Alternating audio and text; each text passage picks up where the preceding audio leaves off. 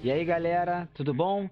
A aula de hoje é uma continuação da nossa aula da semana passada, que foi sobre a história e a origem do judô no Brasil.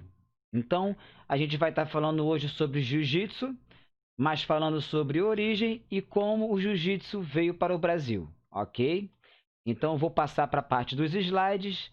3, 2, 1, trocou. Muito bem. Voltamos para a nossa aula. A gente vai estar falando agora sobre a história do jiu-jitsu no mundo, tá? Ele teve uma origem que é um pouco controversa. Por quê? Porque o jiu-jitsu é uma arte muito antiga. Então os registros não são muito precisos.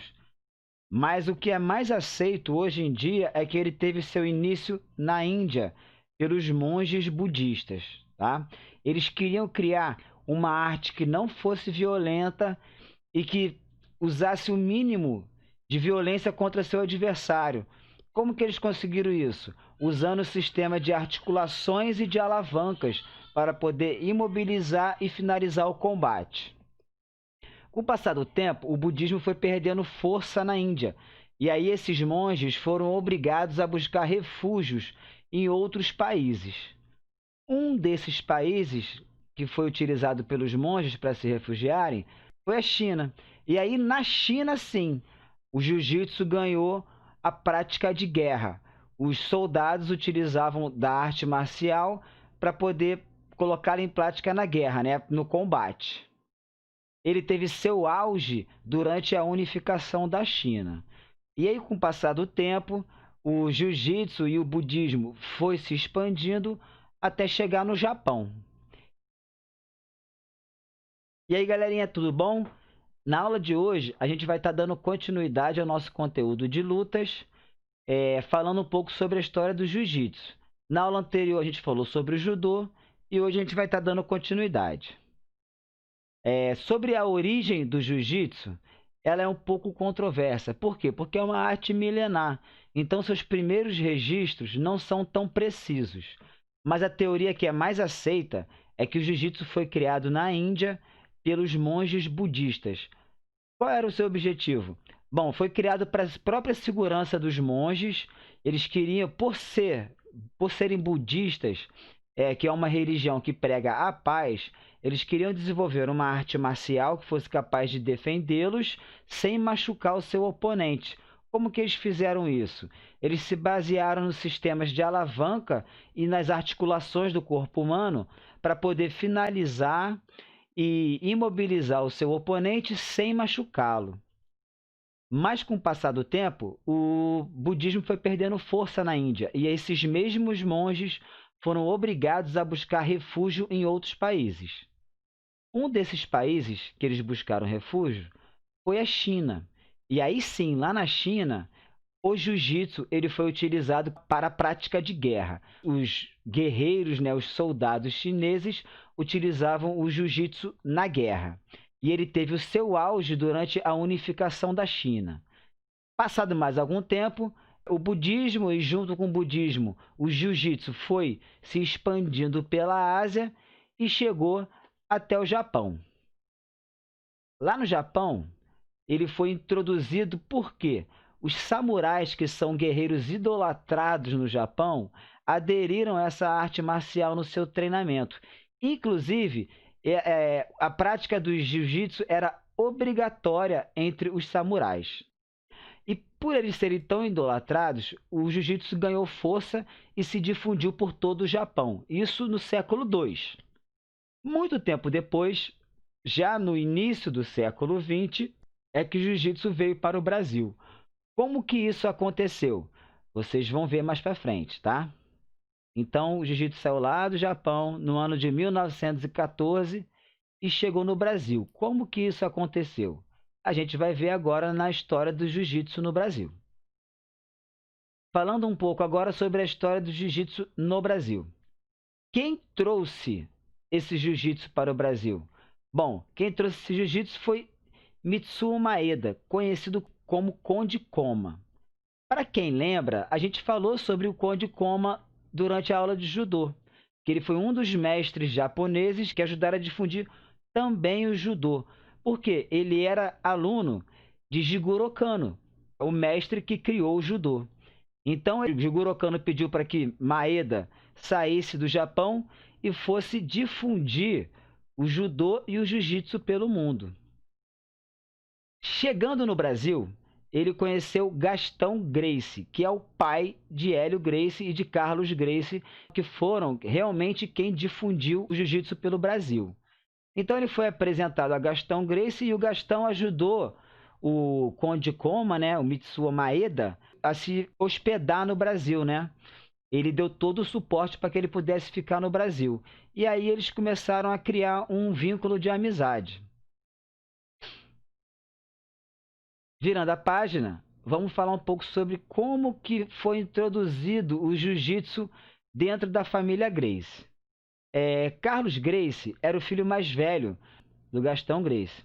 E aí, durante uma apresentação do Conde Koma, porque o que aconteceu? O Conde Koma fazia apresentações em circos, fazia apresentações em teatros do judô.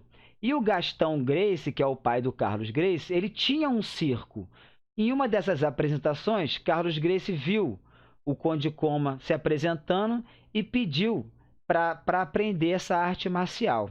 O Conde Koma aceitou e deu aula para Carlos Gracie durante 3 ou 4 anos, dos 14 até quase os 17 anos do Carlos. Depois disso, Carlos começou a ensinar para os seus irmãos. E quais foram agora os novos desafios da família Gracie? Eles se mudaram para o Rio de Janeiro. E aí Carlos Gracie, ele abriu aqui no Rio de Janeiro a primeira academia de jiu-jitsu do Brasil. Como que ele fazia para expandir o jiu-jitsu? Ele fazia a mesma coisa que o Conde Koma.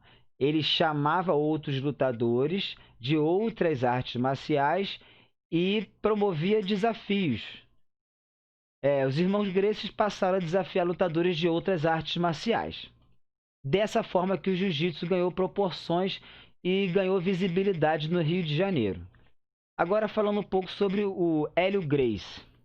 Quem foi Hélio Gracie? Hélio Gracie era o irmão mais novo do Carlos, né? Só que Hélio não treinava com Carlos. Carlos treinou todos os seus irmãos, menos o Hélio. Por quê? Porque ele era franzino e debilitado. Então, o que Hélio fez? Hélio ficava observando, até que um dia ele teve a oportunidade de dar aula de jiu-jitsu. Carlos faltou e ele se apresentou sem avisar ninguém e falou: não, deixa que eu vou dar a sua aula. O aluno gostou tanto da aula dele, do sistema de alavanca que o Hélio usava, que ele falou com o Carlos: quero a aula com o Hélio. E aí, a partir daí, o Hélio começou a dar aula e ganhar espaço dentro da família Gracie.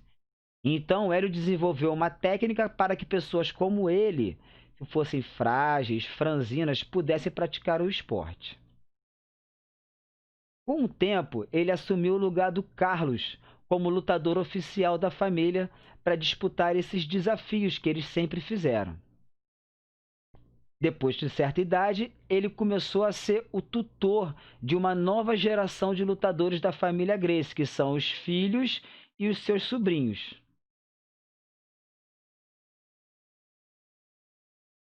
Segunda geração de lutadores da família Gracie. Vamos falar sobre Carlson Gracie. Ele, dos filhos e sobrinhos do Hélio, foi o primeiro a se destacar entre os seus irmãos. Inclusive, ele era tão bom que ele era conhecido como o pai do jiu-jitsu moderno.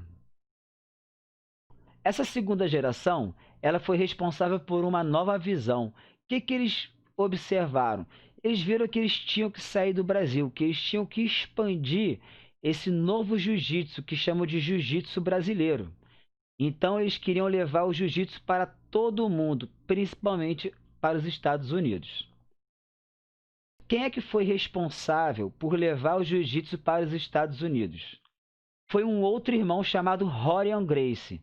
Então, quando chegou nos Estados Unidos, Rorion fez a mesma coisa.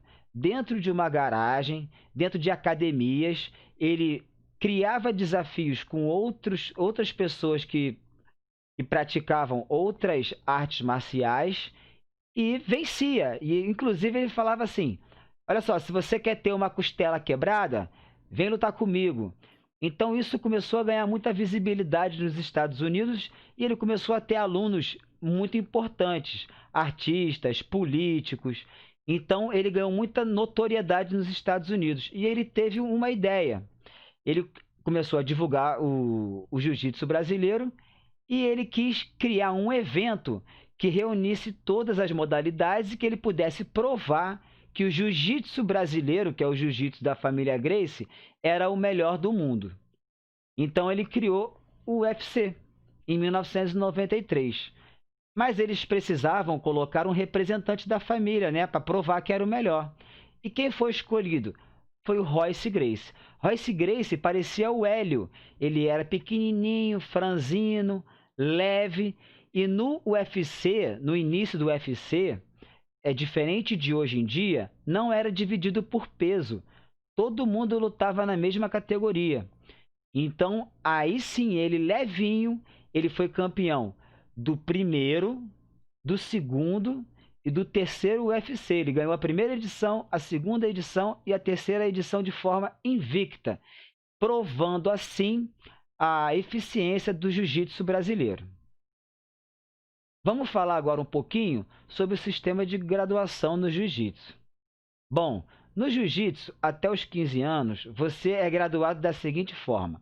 Você começa com a faixa branca, logo depois você recebe a faixa cinza, depois você passa para a faixa amarela, depois passa para a faixa laranja e por último a faixa verde. Depois dos 15 anos, se você entrar no jiu-jitsu, você começa na faixa branca, passa para a faixa azul, passa para a faixa roxa, faixa marrom e finalmente a faixa preta. E aí depois da faixa preta, vem a faixa vermelha e preta, faixa vermelha e branca e por último, finalmente a faixa vermelha, tá? Finalizando a nossa aula, a gente vai falar alguns pilares do jiu-jitsu. 3 pilares do jiu-jitsu. A defesa. A defesa é importante para evitar que o seu adversário chegue numa posição de supremacia, que o seu adversário tome conta da luta. Então você tem que priorizar a defesa. Depois da defesa, você aprende a controlar o jogo. Para quê? Para impedir que o seu adversário evolua a sua luta, que ele comece a pegar algumas posições que você não quer que ele pegue e que ele tome conta da luta. Então você precisa controlar as ações do seu adversário. E aí sim, por último, você vai atacar. Você precisa estar sempre aprimorando o seu jogo para conseguir aplicar as finalizações com êxito e finalizar a luta. Ok? Então é isso. A aula de hoje foi bem rápida. Um beijo, um abraço e até a próxima.